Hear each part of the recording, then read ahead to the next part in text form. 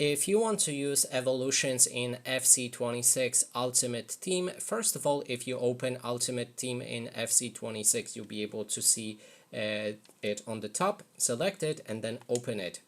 Next step is to cover everything that we have on the top. So there's evolutions, my evolutions, evolutions, cosmetics, and training camp.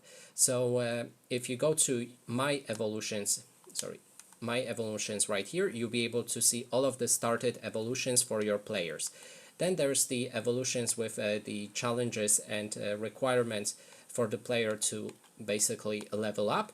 There's the cosmetics that you can see right here. There's also quests for that, and then there's a training camp that you can assign your specific player cards to training, and you can use the companion app if you have that set up also to speed it up, or just do it outside of the game on your PC or console.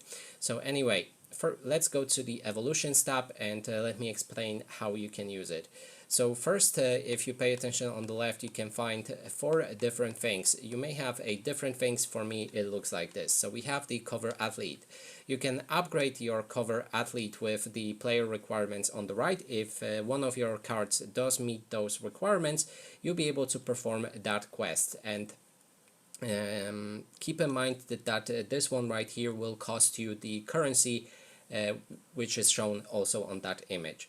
Then there's the basic quests, which also upgrade your player. You need to pay attention to those requirements, and if they are met, you can select one of them and then pick a player, for example Gomez right here. If we select that player, we'll be able to see what will level up, in this case pace and shooting, and we also have a level 1 challenge. So we'll need to complete that challenge to perform that level up. In this case, it's play 1 match in any mode using your active Evo player in game. So when you agree with that for that player, click on Start Evolution and then get that evolution.